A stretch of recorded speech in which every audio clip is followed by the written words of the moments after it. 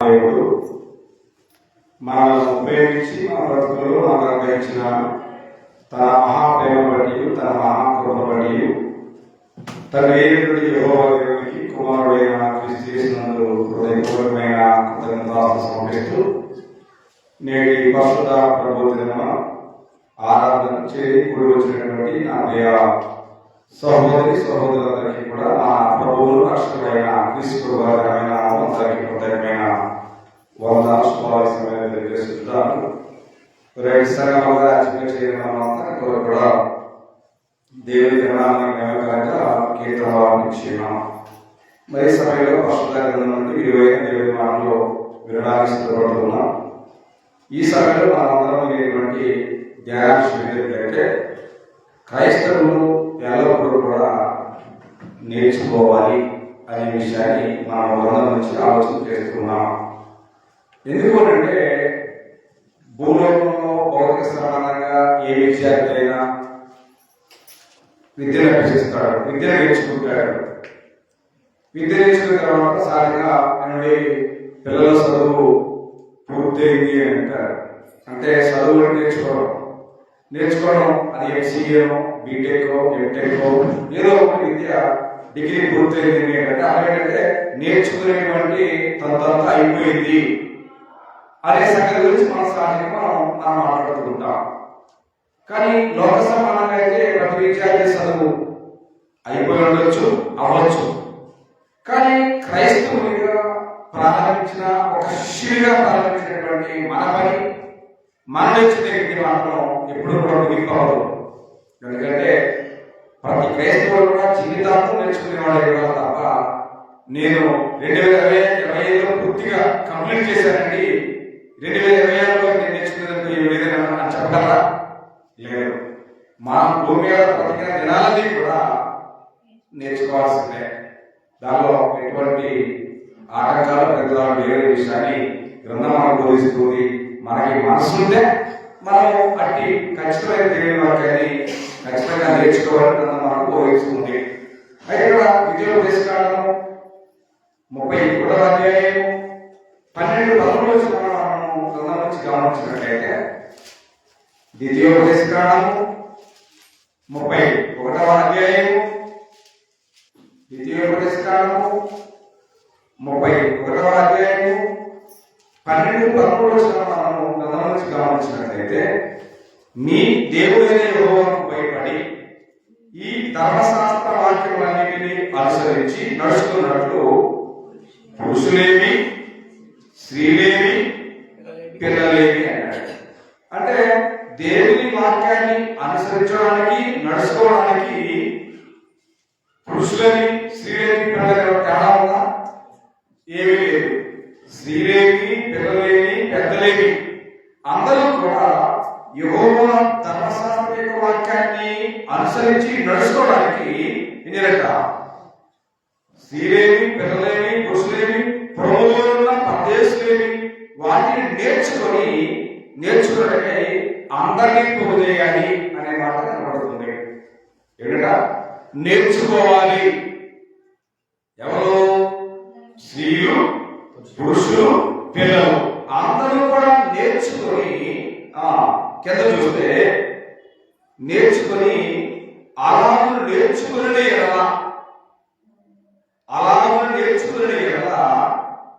మీరు నేర్చుకునే ఎలా దాన్ని ఎరగని వారి సంగతి వారు దాన్ని విని దాన్ని మీరు స్వాధీనపరుచుకున్నట్టు యోర్దాను దాటబోతున్న దేశంలో మీరు బ్రతుకు దినమున మీరు మీ దేవుడైన యెహోవాకు భయపడుతా నేర్చుకుంటున్నాడు. అంటే ధర్మశాస్త్రంలో ఉన్న వాక్యాన్ని అక్కడ మన స్త్రీలు కానీ పురుషులు కానీ నేర్చుకోలేకపోతే వారు యెహోవాకు భయపడుతా నేర్చుకోలేరు అనేది తన వాస్తవం.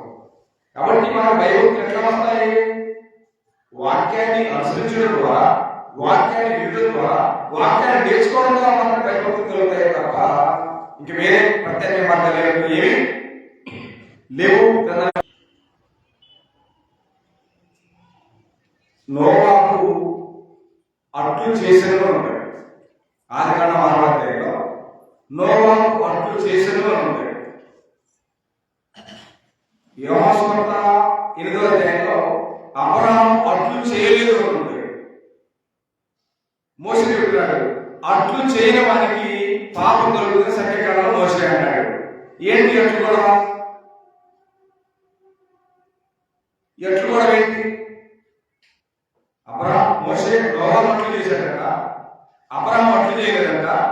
మోషే చెబుతున్నాడు అట్లు చేయకపోతే పాపం కలిగిందన్నాడు. మనం ఏ అట్లు చేద్దాం? ఏ అట్లు చేద్దాం? ఏ అట్లు నుంచి గ్రంథం ప్రస్తావించింది అని అంటే, దేవుని యొక్క వాక్యాన్ని నేర్చుకున్నప్పుడు ఆ బోధించేటువంటి వాస్తవాలు ఏంటంటే అవి లోక సంబంధంగా వేసే వినపట్లు పెసరట్లు కాదు. దేవుడు చెప్పిన చిత్త ప్రకారంగా, దేవుడు అది ఆజ్ఞాపించిన ఆజ్ఞ ప్రకారంగా నోవాహు చేశాడంట, అబ్రహాం చేయలేదంట. అట్లు చేయకపోతే ఎవరికైనా ఆజ్ఞకి తెలిస్తే పాపమే కదా. ఆ పాపం కలుగుతున్న భావాన్ని మోషే భక్తుడు గ్రంథంలో రాసిన విషయాన్ని గ్రంథంలో మనతో మాట్లాడుకుంటున్నాయి. కాబట్టి ఇక్కడ మనం గ్రంథాన్ని గమనిస్తూ ఉన్నట్లయితే, గ్రంథాన్ని మనం గమనించినట్లయితే భక్తుడు దావీదు మాట్లాడుతున్నాడు, నా యొద్దకు రండి, మీకు యెహోవా యందు భయభక్తులు ఎట్లా ఉంటాయో నేర్పుతాను అనే మాటని కూడా దావీదు భక్తుడు మాట్లాడుతున్నారు. పరిశుద్ధ గ్రంథం నుండి 34 భాగాన్ని, కీర్తనల గ్రంథము 34 భాగాన్ని, కీర్తనల గ్రంథము 34 అధ్యాయము 11 భాగాన్ని, పిల్లలారా మీరు వచ్చి నా మాట వినుడి. చూడండి, పిల్లలారా మీరు వచ్చి నా మాట వినుడి, యెహోవా యందలి భయభక్తులు మీకు నేర్పెదను. బ్రతకోరువాడైనా ఉన్నాడా? మేలు నందుస్తూ అనేక దినములు బ్రతకోరువాడైనా ఉన్నాడా అని మాట్లాడుకుంటున్నాను. సో ఈ భూమి ప్రతి మానవుడు జీవితం కానీ బ్రతుకు కానీ దేని మీద ఆధారపడింది? ఈ భూమి మీద జీవించే ప్రతి మానవుని జీవితం లేదా వారి బ్రతుకు దేని మీద ఆధారపడింది అని మన గ్రంథాలు అడిగితే, ఆస్తుల మీదనో, ఆహారం మీదనో, ఉద్యోగాల మీదనో, లోకంలో ఉన్న మన మనసులో ఉన్న ఆలోచనలు దేని మీద కూడా మనిషికి జీవితం ఆధారమై ఉండలేదు. దేని మీద మరి? ఒకే ఒక్క దేవుని దేవుని యొక్క మాట మీద మాత్రమే రావాలని తెచ్చుకోవద్దు. కారణం, దాని ద్వితీయోపదేశంలో మోషే భక్తుడు మాట్లాడాడు, మనుష్యుడు దేవుని మాట వల్ల మాత్రమే బ్రతుకుతాడు అనే మాటని ద్వితీయోపదేశంలో 4:7 రాయబడింది.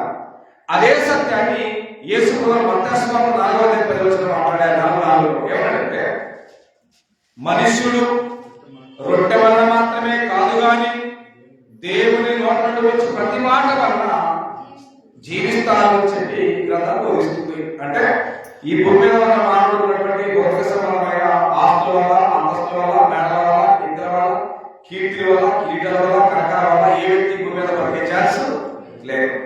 ఏ మానవుడైనా భూమి మీద బ్రతకాలి అంటే కావాల్సిన దేవుని మాట. దేవుని మాట మీద మాత్రమే బ్రతుకుతాడని భావాన్ని కదా మనకు బోధిస్తున్నారు. మీరు అదే అన్నాడు, యెహోవా యందు భయభక్తులు నేర్పెదను, బ్రతకగోరువాడెవడైనా ఉన్నాడా? మేలు నందుస్తూ అనేక దినములు బ్రతకగోరువాడెవడైనా ఉన్నాడా అనే ప్రశ్న దావీదు అన్నాడు. సహజంగా దేవుడు మాట్లాడించినటువంటి ఆయుష్కాలం 70 సంవత్సరాలు, అధిక బలం 80 విషయాన్ని 90వ కీర్తనలో మోషే భక్తుడు ప్రశ్న చేశారు.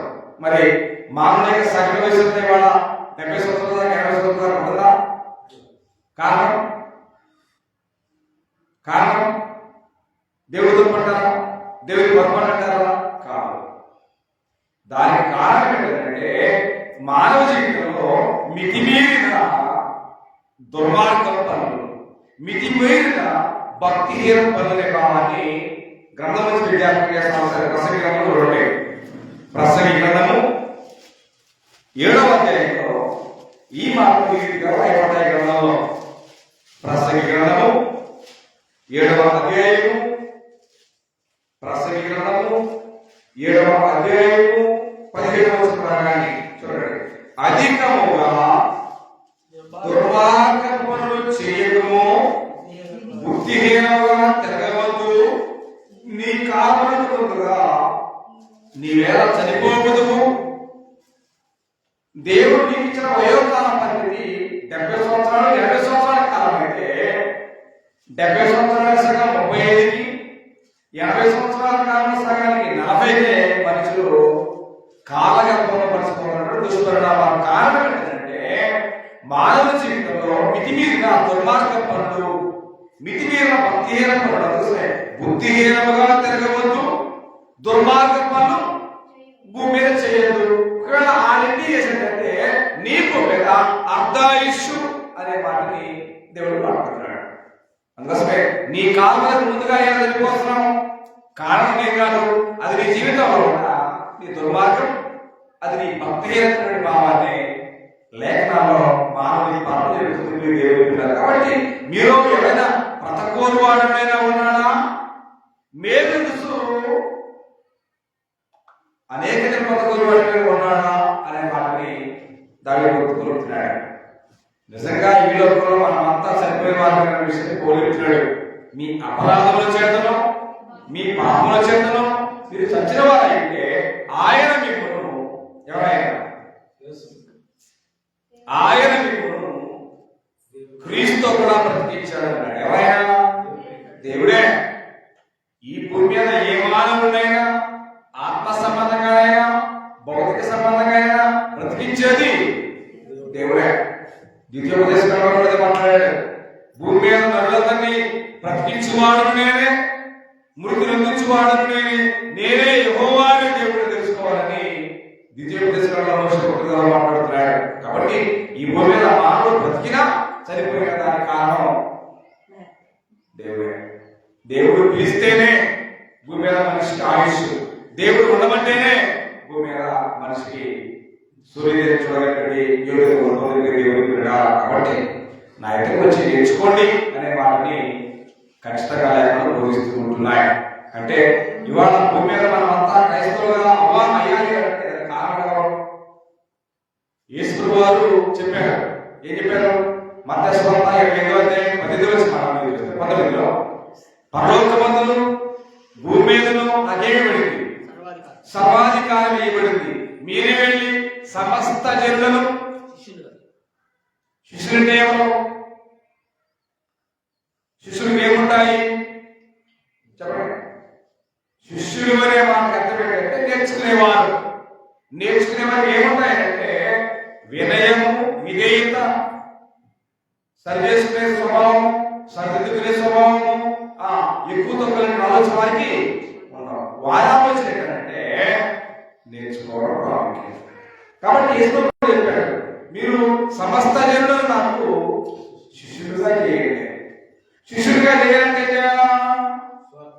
మత్తయి సువార్త 11:29 నేను దీనులను సాత్వికులను కనుక నా ఎదురుకు వచ్చి నేర్చుకోండి అన్నాడు. ఎలా నేర్చుకుంటా? అదే జీవితానికి సౌలభ్యాన్ని ఇచ్చేది, అదే జీవితానికి జీతాన్ని ఇచ్చేది అయితే మనం నేర్చుకుంటాం. ఏదైనా నేర్చుకోవడం వల్ల మిషన్ వచ్చిందా, నేర్చుకోవడం వల్ల ఏదైనా మంచి అవకాశాలు వస్తే డబ్బులు ఇచ్చేనా, సమయాన్ని ఇచ్చేనా, ఏదైనా నష్టపోయినా అది నేర్చుకుంటా. ఇది నేర్చుకుంటే మనమేమొచ్చింది అని యేసు ప్రభు దగ్గరికి వస్తారు, కానీ పరిపూర్ణమైన దేవుని వాక్యాన్ని నేర్చుకునే మనసు రాదు ఉండదు. కాబట్టి ఇప్పుడు మనం చెప్తున్న యేసు ప్రభు కూడా ఏమి నేర్చుకోకుండా ఏం రాలే, వచ్చాడు కదా, రాలేదు. ఒకసారి యోహాను సువార్త 8:28 చూస్తే తండ్రి నాకు నేర్పినట్టు అనే మాటలు లేఖనాల్లో ఉన్నాయి. ఎవరు నేర్పినట్టు? తండ్రి నాకు నేర్పినట్టు. అంటే తండ్రి నేర్పకపోతే ఆయన మాట లేదు.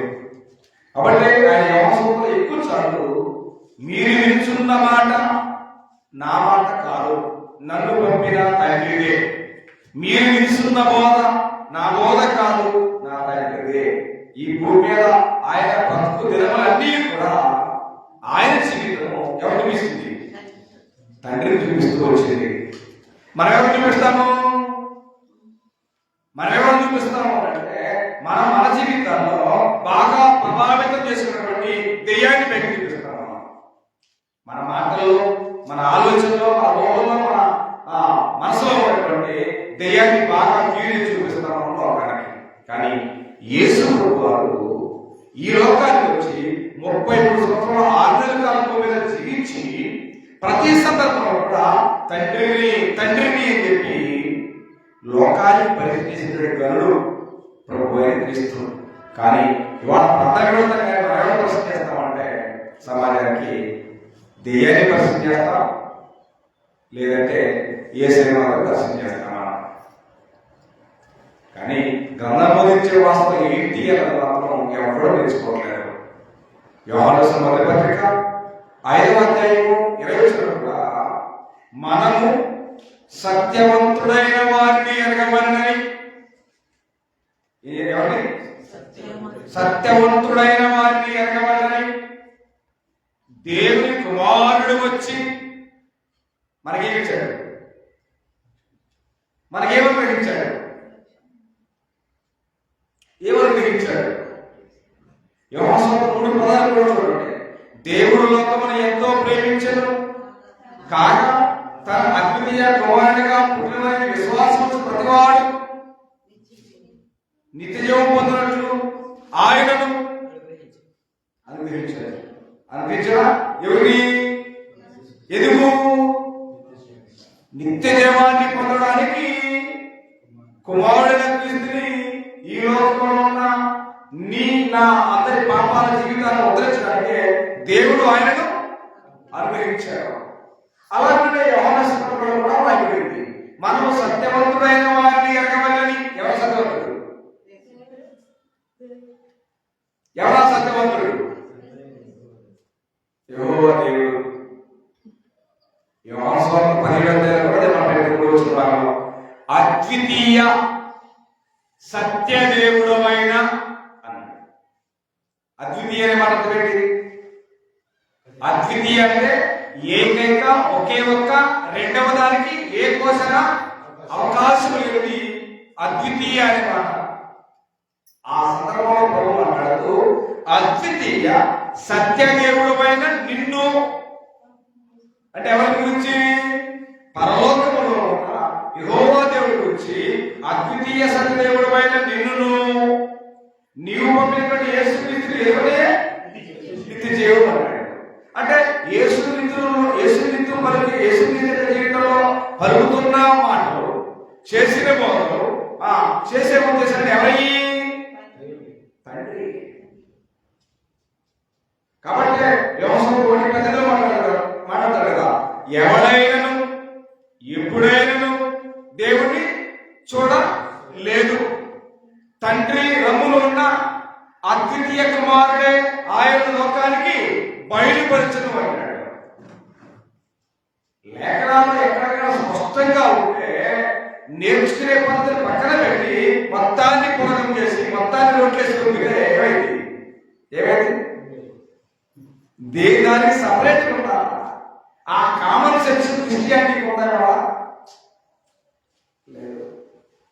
సహజంగా నేను మీకు చాలాసార్లు చెప్తూ వచ్చాను, సహజంగా మనం తినేటువంటి పదార్థాలన్నీ కూడా మటన్ తింటాం, చేపలు తింటాం, ఫిష్ తింటాం. కానీ అన్నింటినీ కలిపినట్టు, అన్నింటినీ పిలిచినట్టు చేపలు తీసుకో. ఏ కారణం? నిజంగా ఈ భూమి మీద జీవించే ప్రతి వ్యక్తి ఆహార పదార్థాల విషయంలో, చేపల విషయంలో చాలా జాగ్రత్తగా. కారణం గొంతులు కూడా చేస్తారని.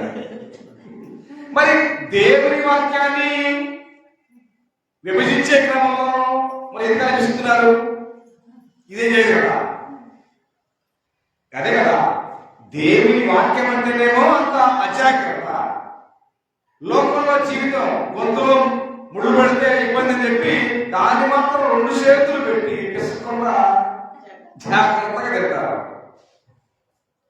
చాలా మంది జీవితాలకు అర్థం కాని పరిస్థితి దేవుని పిల్లల అంటే ఎట్లా ఉన్నాయంటే నేను క్రైస్తవ జీవితాలకి అబ్బాయి శాపంలో తినాలంటే చెప్పులు వేసుకొని తినాలని ఉంటుంది.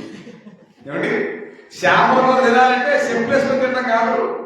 అంటే శాపంలో ముళ్ళు ఉంటాయి కాబట్టి చెప్పులు వేసుకుంటే ముళ్ళు ఉంచుకోవాలంటే ఉంది. కానీ శాపం తినడానికి పడే జాగ్రత్త, దేవుని వాక్యానుసరిగా విభజించే ఆలోచన, దేవుని వాక్యానుసరిగా నేర్చుకునే ఆలోచన అనే ప్రపంచానికి లేనే పని. రోడ్లు వేసి మొత్తం వేసి రొమ్మడమే పని అయింది తప్ప వేటికి వాటికి విభజన చేసే పరిస్థితి లేదు.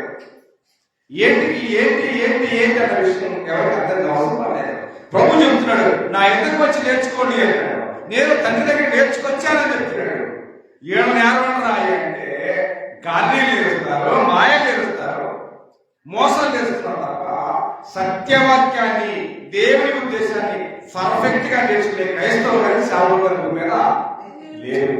వాక్యం నేర్చుకుంటారంటే మాయ నేర్చుకుంటున్నాడు, వాక్యం నేర్చుకుంటారంటే ముసలు నేర్చుకుంటున్నాడు కదా. వాక్యం నేర్చుకుని ప్రభు చెప్తా ఉంటే వాక్యాన్ని వినగలిగితే ఏమి నేర్చుకుంటారు? ఏమిటి? వాక్యాన్ని నేర్చుకున్నదే ప్రభు చెప్తున్నాడు. కానీ వాక్యాన్ని వినగిస్తే ఏమైనా నేర్చుకుంటారు లోకంలో. దుస్థితి. కాబట్టి దేవుడు కదా, తండ్రి నాకు నేర్పినట్టు మాత్రమే నేను మాట్లాడుతున్నాను, తండ్రి నాకు బోధించినట్టుగానే నేను బోధిస్తున్నాను అని అంటే నేను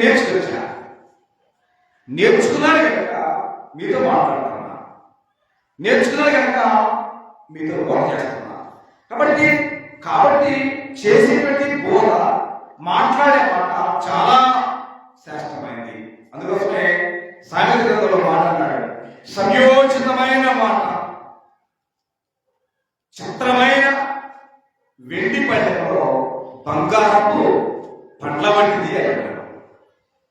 అందుకోసమే యేసుక్రీస్తు మాట్లాడిన మాట చాలా విలువైంది. అది ఎవరికి? అది యేసుక్రీస్తు కాదు, తండ్రికి. కాబట్టి అలాంటి విలువైన మాటలు ఇవాళ లోకంలో ఉంటే ఏమవుతుంది? అందుకోసమే మీ మాటలను ఎడగన్నాడు మత్తయి 7వ అధ్యాయంలో, కుక్కల ఎదుట మీ ముత్యములను పందుల ఎదుట వేయొద్దు అన్నాడు. కుక్కలకి, పందులకి ముత్యాల విలువ, వజ్రాల విలువ వాడికి తెలుసా? మానవుడుగా జన్మించినంత మాత్రాన వాడు మానవుడే కాదు, వాడు కూడా మృగం అంటాడే. మృగం అనే విషయాన్ని మాట్లాడుతూ నేను ఎఫ్ఎస్సిలో ఎవరితో పోరాడుతుంది పూర్వమండల సంగతి గురించి, నేను ఎఫ్ఎస్సి పట్టణంలో వారితో పోరాడుతుంది అన్నాడు. ఎవరు చూడండి, ఎవరో పోరాడాడు? నేను ఎఫ్ఎస్సి పట్టణంలో వారితో నేను పోరాడుతుంది అన్నాడు. ఎవరు వారు? కొరింథీయులకు రాసిన మొదటి పత్రిక 15వ అధ్యాయం 32వ భాగాన్ని. కొరింథీయులకు రాసిన మొదటి పత్రిక 15వ అధ్యాయం 32వ భాగాన్ని. మనుష్య రీతిగా నేను ఎఫెసీలో మృగములతో పోరాడి ఎలా నాకు లాభమేమి? మృతులు లేకపోయిన ఎలా రేపు సరిపోదు కనుక ఏమి తిందుమో ఏమి త్రాగుదుమో అన్నాడు. అంటే మృగములు అని అర్థం ఏంటంటే అరణ్యంలో ఉండే మృగాలు కాదయ్యి, మృగములుగా ఉన్నటువంటి మానవు నుంచి మాట్లాడుతారు సత్యమదక. కాబట్టి మృగములు అనేటువంటివి అడవిలో ఉండే క్రూరమైన కాదు, అంతకంటే క్రూరమైన కాదు. మృగాలు మనుషులాగా లోకంలో ఉన్నారు. అలాంటి వారి నుంచి ఇక్కడ బోర్డు ప్రస్తావన తీసుకొచ్చాడు. కాబట్టి గ్రంథాన్ని మనం గమనించినట్లయితే మీరు వినే మాట, మీరు వినే బోధ, నేను చెప్పే మాట అనేది కూడా చాలా విలువైన విషయాన్ని బోధిస్తుంది. కానీ నేర్చుకోవాలన్న తప్పనిసరి మాత్రం నేడున్న క్రైస్తవులు ఏమాత్రం కూడా లేదు. ఏదో వాళ్ళు మాట్లాడినా, వేరే ఎన్ని మాట్లాడినా వాళ్ళు మాట్లాడినా తప్ప గ్రంథంలో ఉన్న వాక్యాన్ని సరిగ్గా నేర్చుకుందామన్న ఆలోచన ఎవరికి కూడా లేదు. కాబట్టి దానివల్ల ఎన్నో నష్టాలు అనేది దేవుడికి వాస్తవానికి. కాబట్టి ఇవాళ దావీదు చూసారు చూస్తే కీర్తన గ్రంథము 119వ కీర్తన 37వ వచనాన్ని చూస్తే యెహోవా నీ కట్టడల గురించి మాట్లాడుతున్న సందర్భాన్ని చూస్తాం. ఈ సమయంలో కీర్తనల గ్రంథము 119వ కీర్తన 37వ వచన భాగాన్ని, కీర్తనల గ్రంథము 119వ కీర్తన 37వ వచన భాగాన్ని చదివినట్లయితే అక్కడ యెహోవా నీ కట్టడలను అనుసరించడం నాకు నేర్పుము అన్నాడు. ఏం చెప్పాలంట? ఎవరైనా ఆయన రాజు అయినప్పటికీ కూడా ఆయన కట్టడలు, ఆయన ఆజ్ఞలు ఎవరున్నాయి చెప్పండి. రాజు కూడా ప్రజలకు ఏమిచ్చాడు? రాజాజ్ఞలు ఉంటాయి, రాజు కట్టడలు ఉంటాయి, రాజుకు చట్టం ఉంటుంది, శాసనాలు ఉంటాయి. అయినా వాటన్నిటిని కూడా పక్కన పెట్టి రాజైన దావీదు యెహోవా నీ కట్టడలు, నీ శాసనాలు, నీ ఆజ్ఞలు అనుసరించడం నాకు నేర్పు, అది నాకు అవసరము అనే మాటని రాజైన దావీదు ఉచ్చారణ చేస్తున్న చూడండి కథబోతుంది. అప్పుడు నేను కనబట్టుకు వాటిని గైకొను, నీ ధర్మశాస్త్రం అనుసరించడం నాకు బుద్ధి దయచేయము. అప్పుడు నా పూర్ణత ఏంటో నేను దాని ప్రకారంగా నడుచుకుందును. నీ ఆజ్ఞాచరణ చూసి నేను ఆనందించున్నాను, దాని మీద నన్ను నడవ చేయము. లోభము తట్టు కాక, చూడండి, లోభము తట్టు కాక నీ శాస్త్రముల తట్టు నా హృదయము త్రిప్పుము. వ్యర్థమైన వాటిని చూడకుండా నా కన్నులు త్రిప్పుము. నీ మార్గంలో నడుచుకుని నన్ను బ్రతికించున్నాడు. కానీ ఇవాళ మనం లోకంలో ఆ మాటకి ఎలా ఆలోచిస్తుంటే, అయ్యో 2026లో ఆయుష్కాలం నాకు ఇస్తే మరొక కట్ట అదనంగా సంపాదిస్తా, మరొక నోట అదనంగా సంపాదిస్తామని మనకు దురాశ పడుతున్న దినాలను చూస్తే రాజే దాని చెప్తున్నాడు, నీ ఆజ్ఞలు, నీ కట్టడాలు, నీ మార్గాలు నడుచుకోవడానికి నన్ను బ్రతికించాలి అంటున్నాడు. కానీ ఇవాళ మన ఆలోచన ఎట్లా ఉందంటే, యాకోబు పత్రికలో ఏమంటే నేడు రేపు ఒక్కో పట్టణాలకు పోయి లాభం సంపాదించుకుందాం రెండని చెప్పుకుని వాళ్ళ మీ జీవం ఏ పాటిది? ఎంతలో కనబడి అంతలో మాయమైపోయే ఆ విరివంటి వారేగా అని. ఆ జ్ఞానం ఉందా? ఆ జ్ఞానం కావాలి అంటే ఆ దేవుని వాక్యాన్ని నేర్చుకున్న వారికి మాత్రమే ఆ జ్ఞానం లభ్యమవుతుంది, అవైలబుల్గా ఉంటుంది. తప్ప బైబిల్ పట్టుకుని ప్రార్థనకి వెళ్ళిన వారికి అందరికీ కూడా జ్ఞానం ఉందంటే మాత్రం దాన్ని నమ్మసక్యం కాని పరిస్థితి. ఏదైనా నేర్చుకున్న వారి దగ్గరే ఉంటుంది జ్ఞానం, విద్య అనేది కదా. నేర్చుకున్న వారి దగ్గరే విద్య ఉంటుంది, జ్ఞానం ఉంటుంది. తప్ప నేర్చుకోకుండా నటించే వాడి దగ్గర ఏముంటుంది? నేర్చుకున్న పేరే. చాలా మంది ఎంతో ఎక్కువ డిగ్రీలు చదువుతారు, కానీ ఇప్పటి కూడా తెలుగు కూడా చూసిన చాలా మంది ఉన్నారు. చాలా విషయాలు కాలేజీకి వెళ్ళారు దేనికి అంటే వారు నేర్చుకోవాల్సిన సమయంలో నేర్చుకోలేదు కాబట్టి తెలుగు రాదు, తెలుగు చదవడం, తెలుగు ధైర్యమై కలవడం. కాబట్టి నేర్చుకోవాల్సిన సమయంలో నేర్చుకుంటే ఆ విద్య మనకి ఇప్పుడు కూడా, విద్య ఇప్పుడు కూడా ఆయుధం లాంటిది. కాబట్టి దేవుని వాక్యం కూడా నేర్చుకుంటే మన దగ్గర ఆయుధం ఉన్నట్టే. కాబట్టి ఆ వాక్యానికి ఫస్ట్ ప్రయారిటీ ఉండాలి కాబట్టి దేవునికి ఆలోచన ఆకాంక్ష. ఎందుకని దేవుని యొక్క వాక్యము బలంగా నేర్చుకున్న వ్యక్తి ఎలా ఉంటాడంటే నిండు బడులను ఉంటాడు. అదే దేవుని యొక్క వాక్యాన్ని ఏదో ఆడతా పడతా వచ్చేవాడు ఎలా ఉంటాడంటే ఖాళీ బోటులను ఉంటాడు. ఖాళీ బోట్లకి నిండు బోట్లకి బయట తేడా చెప్పండి.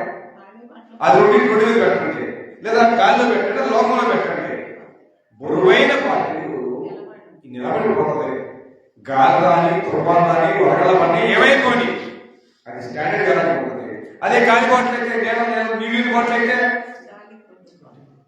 గాలి తోటి. కారణం ఏంటంటే దేవుని వాక్యాన్ని పరిపూర్ణంగా వినకుండా నేర్చుకున్న వ్యక్తి ఎలాంటి వాడు ఎక్కడో ఖాళీ పడుతున్నాడు.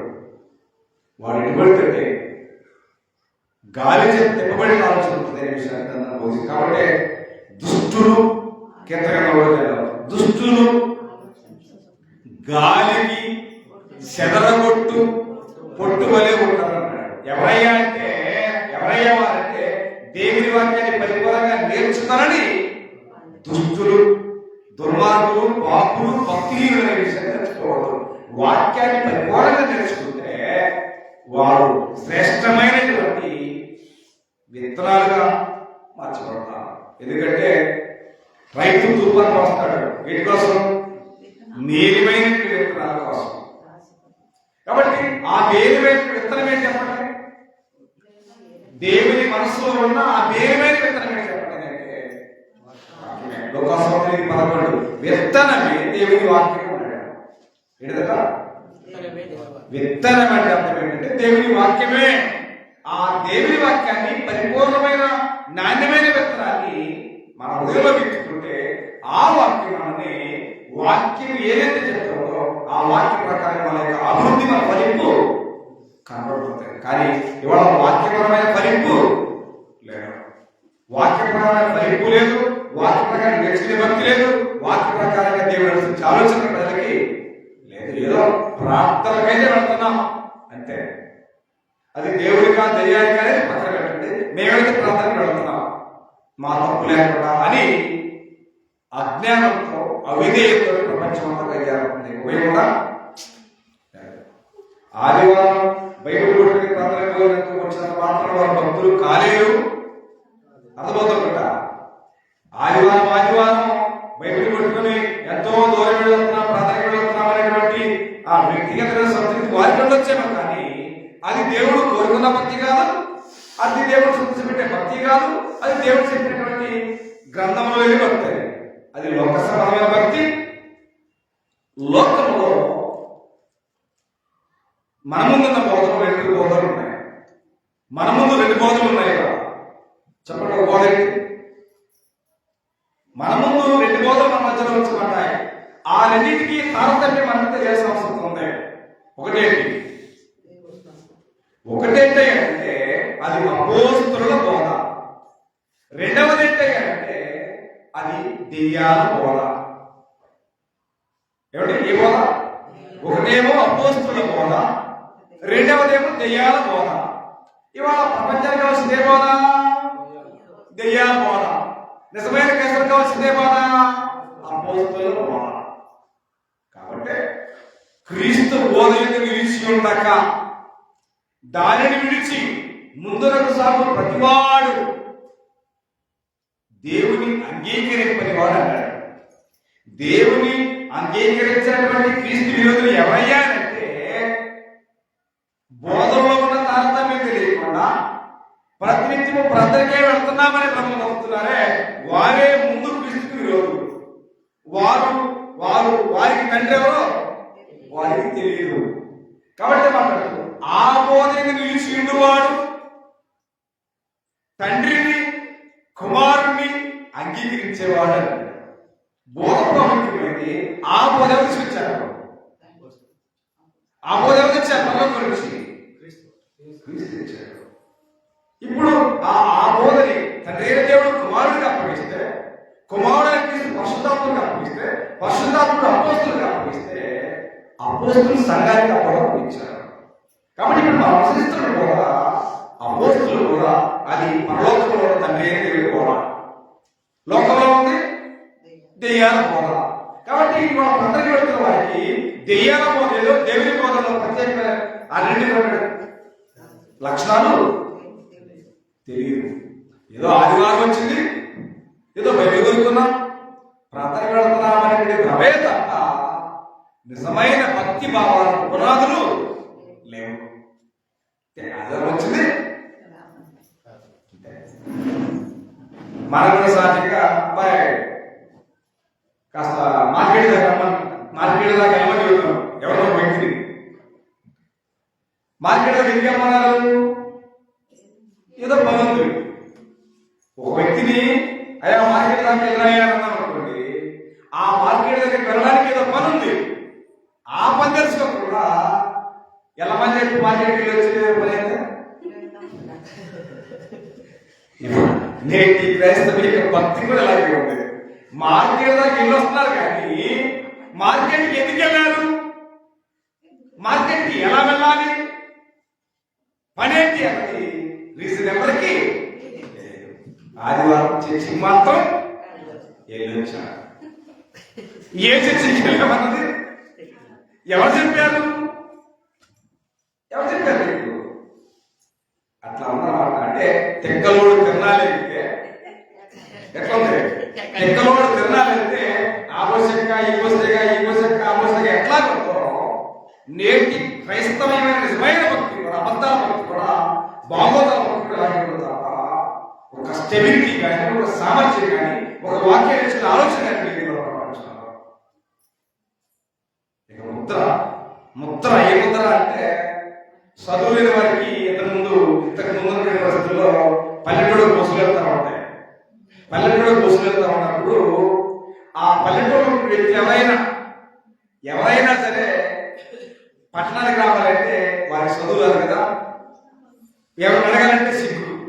కాబట్టి వారు ఆ పట్టణం నుంచి, అంటే వారు బయలుదేరినప్పుడే ఆ పట్టణం నుంచి పట్టణం రావాలన్నప్పుడే వారు ఏ రూట్కైతే బస్సు వెళ్తారో, ఏ రూట్కైతే వస్తారో ఆ రూట్లో తిరిగే బస్సుకి వాళ్ళు ఏ కట్టుకునేవాళ్ళంటే తాటా కట్టుకునేవాళ్ళంట.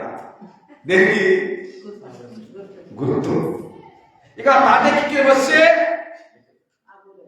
ఆ వెళ్ళింది, ఆ బస్సే ఎక్కాలి. తాటెక్కే బస్సు ఎక్కడో ఎవరు అంటే అలాంటి మూర్ఖత్వమైన ప్రయాణం వెళ్ళగలగడంతో ఇవాళ పరిస్థితులు కూడా ఆ తాటెక్క కొట్టుకున్న సగమే తప్ప, ఆ తాటెక్కంటే సగమే తప్ప ఇక వేరే సగం గురించి ఏం ఆలోచన లేదు. మన జీవితం నరకానికి వెళుతున్నా, మన జీవితం అంతేయడానికి ఆహుతవుతున్నా, మనం పరలోకం చాలా భయంకరంగా బోధిస్తామన్నా మన జీవితాలు మాత్రం మార్చుకో. ఏది నేర్చుకునేది? రెగ్యులర్గా చదివితే ఏముంది, చదవకపోతే ఏముంది, ప్రార్థనకి వెళ్తే ఏముంది, వెళ్ళకపోతే ఏముంది, వెళ్ళనోడికి వెళ్ళడమే. దేవుని వాక్య పరిపాలన నేర్చుకోకుండా సత్యములు లేకుండా అసత్యముల వాడికి మిగిలింది. మరి ఎల్లుడిగానే ఉపయోగం. కాబట్టి దేవుని యొక్క వాక్యంగా నేర్చుకోలేకపోతే వారి జీవితము వృధా ప్రయాస విషయము స్పష్టంగా బోధిస్తుంది దేవుని ప్రియులారా. కాబట్టి నీ కట్టడలను అనుసరించడం నాకు నేర్పుము అన్నాడు. అంత మాత్రమే కాదండి, నీ చిత్తానుసారంగా ప్రవర్తించుకోవడం నా జ్ఞాపకం అన్నాడు. 143 కీర్తన 10వ వచనం చూడండి. కీర్తన గ్రంథము 143వ కీర్తన, కీర్తన గ్రంథము 143వ కీర్తన 10వ వచనం. నీవే నా దేవుడవు, నీ చిత్తానుసారంగా ప్రవర్తించడకు నాకు నేర్పుము అన్నాడు. ఎవరంటే ఇవాళ అలాంటి విధేయతగా నేర్చుకునేటువంటి వాళ్ళు నాకు నేర్పు అని ఎవరు అడుగుతున్నారు ఇవాళ? ఎవరి మేము భూమి కాడికి పోతున్నాం, మాకు తెలియదు ఏమి లేదు. ఎందుకు? మా తాత కేసులో వాళ్ళ కేసులు చెప్పుకుని ఆడటానికి. కానీ ఒక్క వచనంలో ఉన్న సారాంశం కూడా వారికి తెలియదు. చెప్పుకునే కేసులు ఎక్కువైపోయారు ప్రపంచంలో. వాక్యాన్ని అనుసరించే క్రైస్తవులు తక్కువ, క్రైస్తవులు చెప్పుకునే క్రైస్తవులు లోకంలో ఎక్కువైపోయారు. దాని వల్లనే లోకమంతా ఏమంది? దుష్టుని కపట హస్తాల బంధించబడింది లోకమంతా. ఇక ఆ లోకానికి ఎవతమలేదు, దేవునితో గాని, దేవుని వాక్యంతో గాని, దేవుని చిత్తంతో గాని, దేవుని ఇష్టంతో గాని, దేవుని కోరికతో గాని పనే లేదు. మొత్తం ఆలోచన కానీ, ఇష్టం కానీ, నిర్ణయాలు కానీ, కోరిక కానీ చేయాలి. కాబట్టి వాడు దానికి అంతటికి పైగా హెచ్చించుకొలుసు నేనే దేవుణ్ణి. వాక్యము నేర్చుకొని సమయానికి దేవుడు ఎవరయ్యా అంటే సామాన్యుడే. కాబట్టి నేనే దేవుణ్ణి. ఇక మీరు చేసే గాన భజన మొత్తం నాకే అన్నట్టుగా అన్నాడు. విషయాన్ని కూడా జ్ఞాపకం చేస్తాను. ఒకసారి అపోస్తుడైన పౌలు తెస్సలోనికైన పత్రికలో మాట్లాడుతున్న సందర్భాన్ని చదవబోతున్నాం.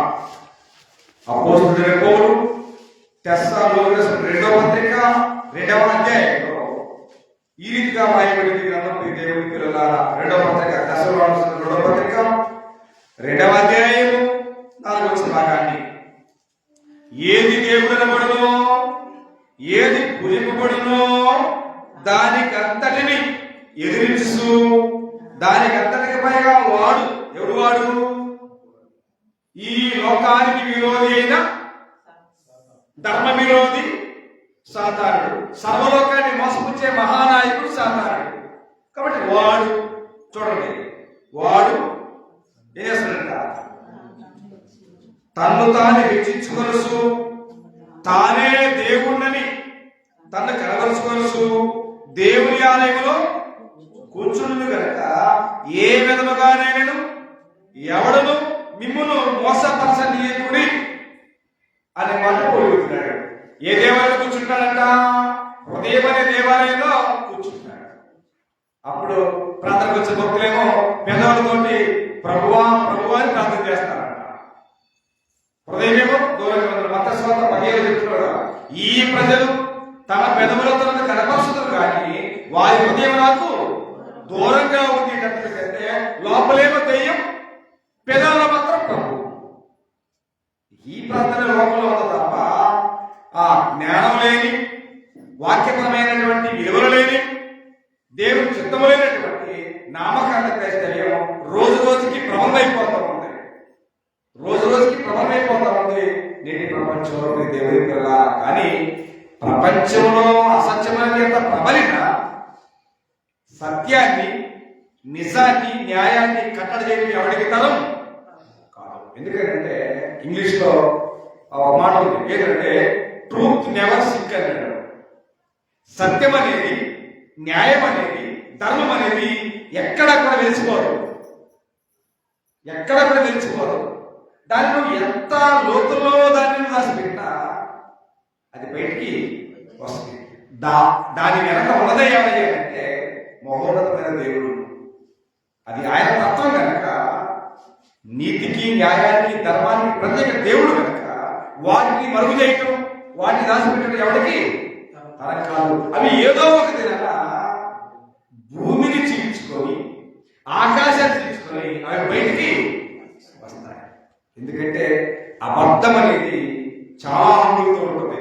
ఎందుకంటే దానికి ఆధారాలు ఉండవు, నిజానికి ఖచ్చితమైన ఆధారాలు ఉంటాయి. కాబట్టి అబద్ధానికి అనేకమైన వాటిని భోగిసుకోవాలి. ఎందుకంటే అబద్ధం ఒకటితో స్టార్ట్ అయింది, దానికి 2 ఏళ్ళు అవుతాయి, 2 4 అవుతాయి, 4 10 అవుతాయి. కానీ అన్ని నిరాధారమైనవి తప్ప అబద్ధానికి ఆధారం ఉండదు, నిజానికి ఖచ్చితంగా ఉండదు. కాబట్టి అందుకోసమే నిజం నిద్రలేసరికి నిజం బరువైంది, నిజం నిద్రలేసరికి అబద్ధం కాదు కదా, అబద్ధం ఆకాశం కట్టుందా. కాబట్టి నిజాలు తాకినంతగా, నిజాలు లోకంలో బయట తొందరగా వెళ్ళినంతగా నిజాలు వెళ్ళడం, నిజాన్ని నమ్మడం, నిజాన్ని నమ్మడం చాలా కష్టపడేది. కానీ అబద్ధం అనేది అనేకమైన రంగులతో ఉంటుంది కాబట్టి దాన్ని నమ్మడం చాలా ఇది సమాజానికి. కాబట్టి యేసుక్రీస్తు లాంటి మహనీయులు ఎప్పుడో కనిపిస్తే ఆయన మాటలే బయట నమ్మలేదు. అవునా? ఆయన మాటలే నమ్మలేదు, ఆయనే వ్యతిరేకించారు. మరి అలాంటి పరిస్థితుల్లో వాక్యం వినడయ్యా అంటారా? వింటారా? వాడు దేవుని వాక్య విషయంలో సామాన్యుడు ఈరాన్లో శేషర్ గారు పెట్టుకొచ్చాడు. అసలు మీరు ఎవరి మాట ఏదద్దు,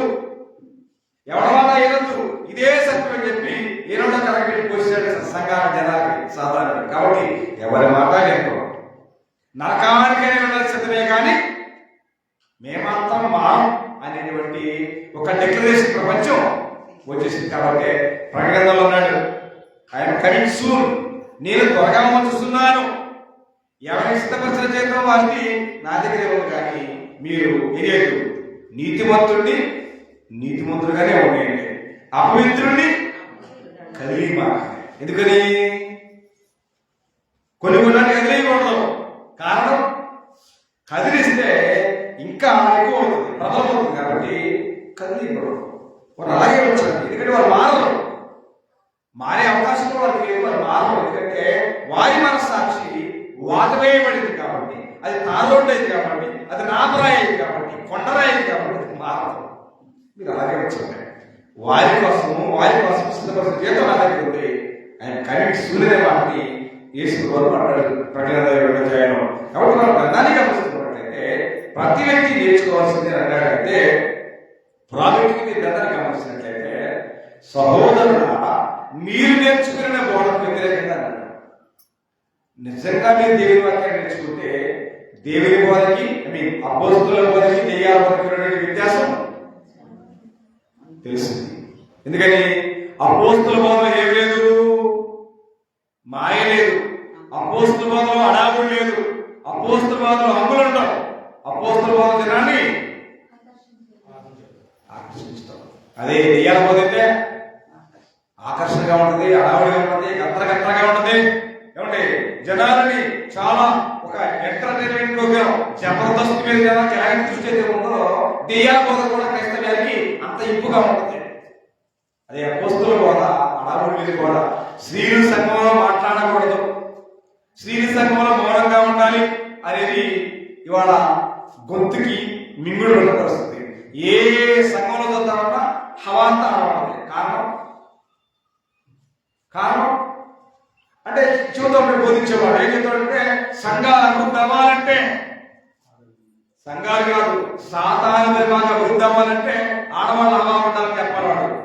వాడే చెప్పడం సంఘాలు అభివృద్ధి అవ్వాలంటే ఆడవాళ్ళు కావాలన్నాడు. బైబిల్ చెప్తుంది సంఘములలో స్త్రీలు మౌనముగా ఉండవలసిందే గాని ఉపదేశించడానికైనను పురుషుల మీద అధికారం చేయడానికైనను ఆమెకు సెలవీయను అని చెప్పి దేవుడు డిక్లేర్ చేశాడు.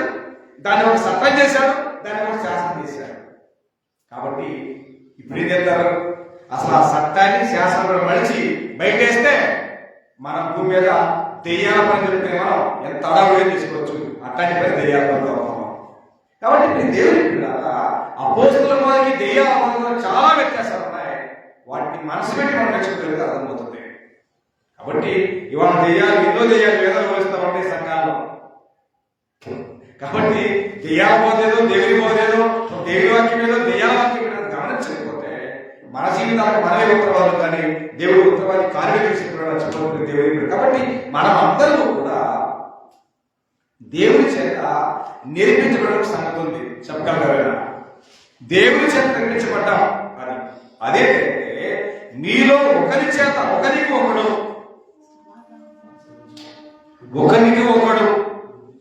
ప్రేమించుకోవడం అనేది దేవుడి చేత నేర్పబడింది అనే మాటను కూడా గమనిస్తుంది. ఇప్పుడు మొదటి తెస్సలోనికై పత్రిక 4:9 చూడండి. తెస్సలోనికై మొదటి పత్రిక 4వ అధ్యాయం 9వ వచనం చూస్తే సహోదరులారా ప్రేమను గురించి సహోదర ప్రేమను గురించి మీకు వ్రాయనక్కరలేదు, మీరు ఒకరికొకరు ప్రేమించుటకు దేవుని చేతనే నేర్పబడితిరి అన్నాడు.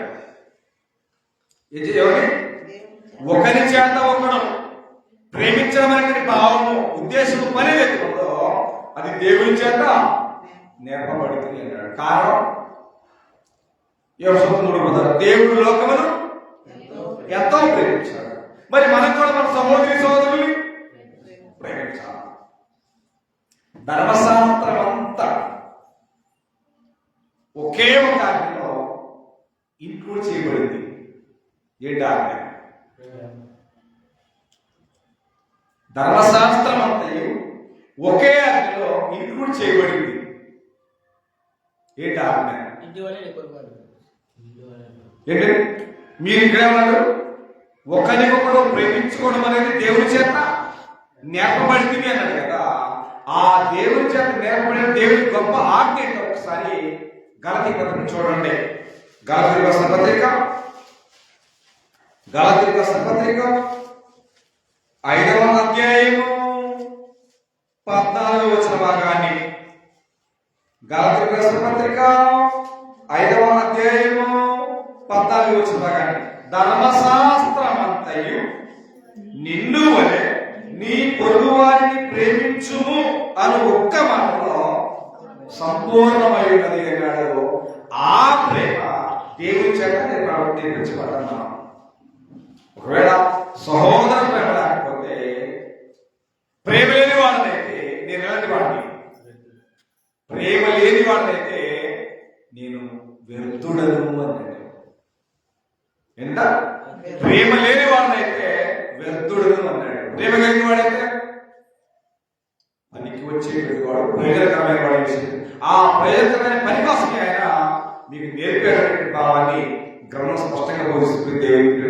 కాబట్టి ఈ భూమి మీద మన జీవితంలో సంవత్సరాలు ఒకేలా ఉంటాం, నెలలో ఒకేలా ఉంటాం, రోజులు ఒకేలా ఉంటాం, వారాలు ఒకేలా ఉంటాం, 24 గంటలు ఒకేలాగా ఉంటాం. ఒక గంటలో మంచి వార్త వింటాం, ఒక గంటలో వేదనమైన బాధ వింటాం, అంటే సమాచారం వింటాం. గంటలకే మన మనస్సు మారిపోతూ ఉంటుంది. ఏ గంటకు ఉండే టెన్షన్, ఏ గంటకు ఉండేటువంటి ఆలోచన ఉంటుంది. అంతే తప్ప 12 గంటలు ఒకలాగా 12 గంటలు ఒకలాగా ఎవరు చెప్పలేరు కదా. కాబట్టి మనిషి యొక్క మానవ జీవిత కాలగమనం అనేది ఒకేలా ఎప్పుడు ఉండదు అనే భావాన్ని కింద బోధిస్తున్నప్పుడు మనం ఏ స్థితిలో ఉన్నా, అంటే అర్థమేంటి, ఏ స్థితిలో ఉన్నా ఆ స్థితిలో సంతృప్తిని నేర్చుకోవాల్సి వస్తుంది క్రైస్తవిక ఆలోచన. అవునా కదా? నిజంగా పరలోకంలో యేసు వారు ఎక్కడ ఉండేవారు? దేవుడి కృపాస్తున్నారు.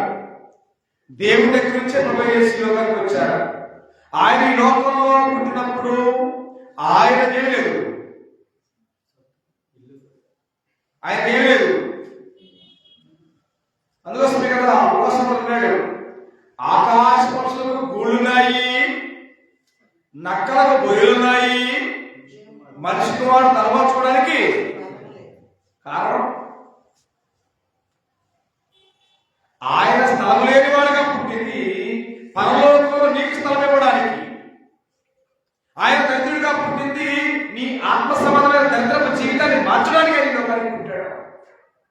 అది మర్చిపోయి ఈ లోక సంబంధమైన సంపద, ఈ లోక సంబంధమైన వాటిని పోగేసుకుంటూ ఉంటే ఏంటి బయలుదేరి దేవుడు ఆలోచించాయి. కాబట్టి ఈ భూమి జీవితం ప్రతి వ్యక్తికి సంతృప్తి అవసరం. చాలా మంది జీవితాలు మనం చూస్తా ఉన్నప్పుడు, ఏమండి ఇప్పుడు అంచం అందరికి కడుతున్నానండి, ఏమీ లేదండి, ఇల్లు లేదు, వాకి లేదు, దేవుడు ఇల్లు కడతాను చెప్పాడా? ఏమ్మా నీకు ఇల్లు కడతాను చెప్పాడా? మంచి మేడ కడతాను చెప్పాడా? లేదా కాలిస్తానని చెప్పాడా? అయ్యి లేదు కదా. వాగ్దానం చేశాడు. ఏమని? అబద్ధమాడనని దేవుడు అనాది కాలం అంటే ఈ లోకమనే కూడా విడిచిపెడితేనమ్మా మీకు ఒక నిత్య జీవాన్ని ఇస్తానని దేవుడు వాగ్దానం చేశాడు. అది అవసరం లేవా? ఏడ వేడ, ఏడ విద్య, ఏడ ఆరోగ్యాలు, ఏడ సంపదలు ఈ చూస్తా ఉంటాం మనం భూమి మీద. అందుకోసమే మీరు క్రీస్తు చేస్తూ కూడా లేకపోయిన వారంటే ప్రేమ వాటిని వెతకండి. అక్కడ నిత్య జీవం ఉంది, దేవుడు ఉన్నాడు, పర్వతం ఉంది, సింహాసనం ఉంది. మీ కొరకు సింహాసనం ఉంటాయి. ఎందుకంటే మీరు కూడా జస్టిస్లే, న్యాయాధిపతులే. అర్థమవుతుంది చెప్పేసానంటే కుమారుడైన క్రీస్తు మనం తీర్పు తీస్తే మనకు కూడా తీర్పు తీర్చుడు ఉన్నారు. తెలుసా మీకు సంగతి? మనకు తీర్పు తీర్చేది కుమారుడైతే మనము పరిశుద్ధులుగా ఉన్న మనము ఎవరు తీర్పు తీర్చాలి? దేవతతో తీర్పు మన దగ్గరే ఉంది, మనమే తీర్పు తెచ్చాలంట. అలాంటి గొప్ప ఆధిక్యం దేవుడు మనకి ఇస్తారంటే ఇక ఎంతసేపటికి లోకం అని చెప్పి లోకం చుట్టూ తిరిగిదేమో. కాబట్టి ఏమున్నా ఏమి లేకపోయినా దేవుడే నాకు స్థిరత్వం అని, దేవుడే నాకు కష్టని, ఇక ఈ మీద ఏమి లేకపోయినా పర్వాలేదు సంతృప్తి భక్తులు జ్ఞాపకం చేసేది దేవుడు. జ్ఞాపకం చేయండి. ఒక వ్యక్తి చెప్పండి ఎవరైనా ఆయనే. ఎవరైనా ఏమీ లేదు, తినటానికి తిండి లేదు, ఉండటానికి ఇల్లు లేదు, కట్టడానికి బట్ట లేదు. పసంత బైబిల్ ఎవరాయన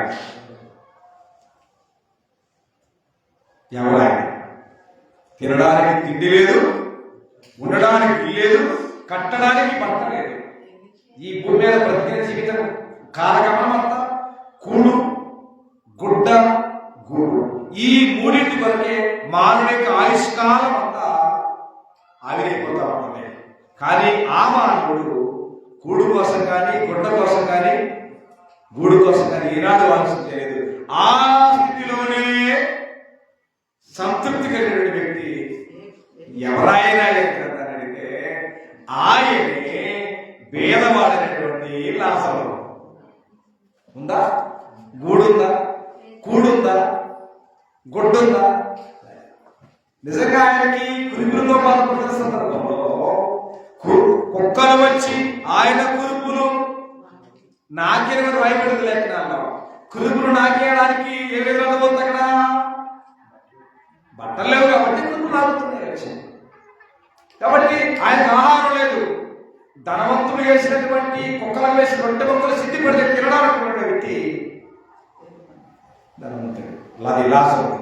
ఇల్లు ఉందా, ఏమన్నా ఉందా, అయినా సరే నిర్ణయం ఏంటంటే నన్ను ఏ స్థితిలో ఉంచినా ఆ స్థితిలో నేను నమ్మకంగా దేవుని భయకరంగా జీవించాలని గొప్ప ఆలోచన సమర్థనీయం. అలాంటి ఆలోచన వ్యక్తిని ఎనిసిడరు. ఇక్కడ నాకు ధనం లేదని, దేవుడు నాకు ఇల్లేం లేదు, వాక్యం లేదు, కార్యం లేదు, ధనం చెప్పి దేవుని మీద తిరుగుబాటు చేయలే, దేవుని మీద దుష్ప్రచారం చేయలే. ఏ స్థితిలో దేవుడు ఇచ్చాడో ఆ స్థితిలో దేవునికి నమ్మకంగా, దేవుని భయకరంగా బ్రతికాడు. దేవుని కృపా అమరం యొక్క రొమ్ములు ఆడుకుని ఉన్నాడు. ఎంత నెమ్మది! ఇక్కడ సంపాదించావు, ఇక్కడ భూమి మీద బ్రతకడగా లక్ష్యం లేదు, దేవుడు లేకుండా ఇల్లు ఉండొచ్చు, కారు ఉండొచ్చు, బట్టలు ఉండొచ్చు, రోజు మటన్లు చికెన్లు ఉండదు, తింటా ఉండొచ్చు, చెప్పండి లేదు. కానీ ఈ లోకాన్ని విడిచిన తర్వాత కలగబోతున్న దుస్థితిని ఆలోచించగలదు గొప్ప సంగతే. కాబట్టి రాబో కాలంలో మంచి పునాది, మేడగాదు, మంచి పునాది అంటే మనం వండుకునే రోజు కాదు. మంచి పునాది అనేది పరలోకం చెప్పబడింది. ఆ పరలోకం మీద చూస్తున్నటువంటి లాజరు నాకు ఇల్లు ఇవ్వలేదే, నాకు వస్త్రం ఇవ్వలేదే, కనీసం తినడానికి తిండి కూడా ఇవ్వలేదు, దేవుని మీద తిరుగుబాటు చేయాలి.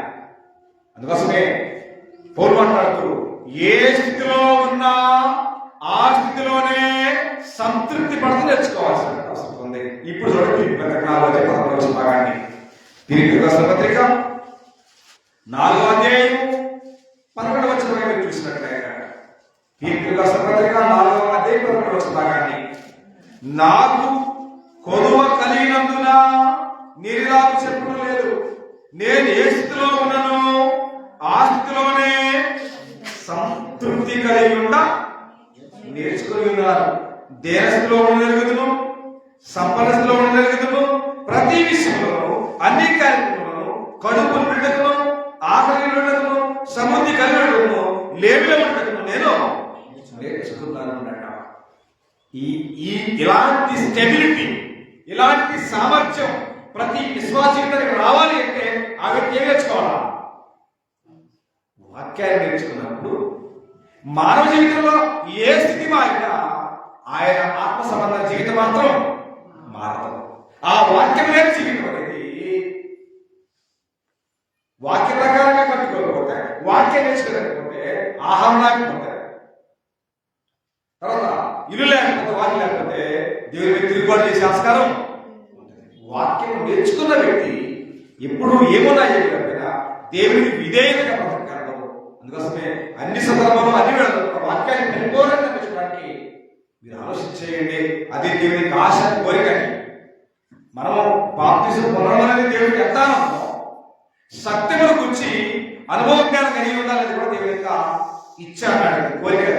కానీ మనం బాప్తిజం పొందడానికి మాత్రమే ముందుకు వస్తాం తప్ప వాక్యాన్ని నేర్చుకోవడానికి ముందుకు రావట్లేదు. కాబట్టి నేర్చుకోవడం వల్ల లోకానికి అపోస్తులు బోధనలో, దెయ్యాల బోధనలో, మాయ బోధనలో, మరాఠీ బోధనలో ప్రపంచానికి జ్ఞాపకాలను చూపించగలం. కాబట్టి అలాంటి శ్రేష్టమైన భావాలతో దేవుని గురించి, వాక్యాన్ని, చిత్తాన్ని, ఇష్టాన్ని మనం అన్ని విషయాలు కూడా నేర్చుకుంటూ మన పిల్లలకు నేర్పుతూ దేవుని మహిమార్థం దేవునికి ఆలోచన, ఆకాంక్షలు దేవుని. కాబట్టి మనం ఎంతో మంది మంచిగా నేర్పుతాం, కానీ గ్రంథంలో ఒక తల్లిని జ్ఞాపకం చేస్తా. ఒక తల్లి, చాలా గొప్ప తల్లి. ఆమె గ్రంథంలో అతల్లి అనేటువంటి తల్లి ఉన్నారు. ఆమె తన కుమారుడిని ఎలాగా నేర్పింది అంటే దుర్మార్గంగా ప్రవర్తించడం నేర్పింది. అంటే దుర్మార్గంగా ప్రవర్తించిందని ఆమె మనం చెప్తున్నామంటే దేవుడు వాళ్ళందరినీ ప్రేమించి పిల్లలని దేవుడు అనిపిస్తాడు. గర్భఫలము యెహోవా ఇచ్చు బహుమానం, ఒక డన్. ఆ బహుమానాన్ని పెంచడంలో ఎవరు పాత్ర? తల్లి పాత్ర, తండ్రి పాత్ర. అయితే మనం చేసే పని ఏంటంటే, తండ్రి ఏదైనా అందామా, తల్లి ఊపిరి పరిస్థితిగా, తల్లి అందామా, తండ్రి ఊపిరి పనిగా. కాబట్టి పిల్లల మీద తల్లికి తండ్రికి ఉన్నటువంటి అపారమైన ప్రేమ.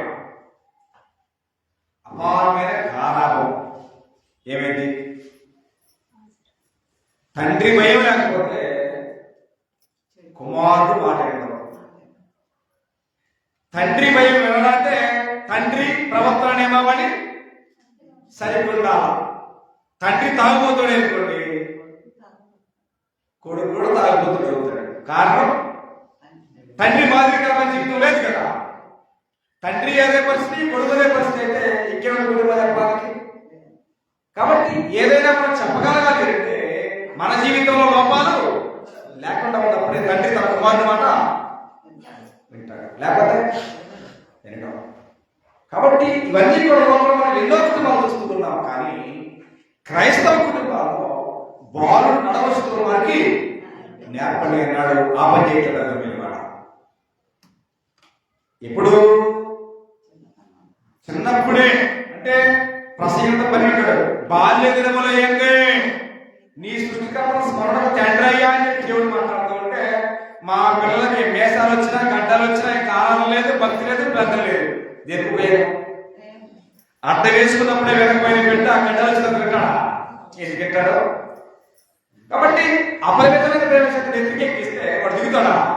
దిగడం. కాబట్టి దేవుని పిల్లగా ఇలాంటి గొప్ప వాస్తవాన్ని మనకు తెలుసు. ఎందుకంటే మనం ప్రాక్టికల్ గా లోకంలో ప్రజల కుటుంబాలను చూస్తా ఉన్నాం, వాటిని మన కుటుంబాల్లో అప్పుడప్పుడు అనుభవిస్తానే ఉన్నాం. దీనికి కారణం ఏంటంటే మన అసమర్థత అనేది 100% చెప్పవచ్చు. మన అసమర్థత, మన అజ్ఞానం, మన విధేయత, మన అపారమైన ప్రేమ, అపారమైన కారణాల చేత కుటుంబాలు ఏమవుతున్నాయి? సర్వ అవుతున్నాయి. మాతారా నేర్చుకోవడం ఈజీయే కానీ నేర్చుకున్న పరిస్థితి బయటకు మారడం చాలా కష్టం. ప్రాణం పోయినా మారే పరిస్థితి లేదు. అలాంటి నిర్ణయంతో ఇవాళ వ్యవస్థ ఉంది. కాబట్టి మన పిల్లపించే కార్యక్రమంలో చాలా నిబద్ధత కలిగి పెంచగలిగితేనే ఆ కుటుంబాలు ఉంటాయి. లేకపోతే గుడ్డ నెత్తికి కొట్టేసుకొని ఎవడో తప్ప చేయగలిగింది లేదు. కాబట్టి అతలేని తల్లి కూడా తన పిల్లలను దుర్మార్గంగా పెంచిందే భావాన్ని గ్రంథం బోధిస్తూ ఉంటాయి. వాక్య ప్రకారంగా మనం లేకపోతే, మన పిల్లలు పెంచకపోతే మనం కూడా అతల్యాకి అక్కలలో చెల్లెడబోతామే తప్ప మరొకటి కాదని విషయాన్ని గమనించి ఏమి నేర్పాలో వాటిని నేర్పుతూ మనం నేర్చుకుంటూ దేవుని మహిమాంతమైన అందరూ ఎదగాలని వృద్ధులను ప్రభుత్వం ప్రతి వారి హెచ్చరిస్తూ ఇటు సమయాన్ని దేవునికి హృదయపూర్వకమైన దేవునికి కృతజ్ఞతలు చేస్తూ ఇటువంటి సృష్టి కూడా అందరికీ ప్రతిజ్ఞలు చేస్తూ నా మాట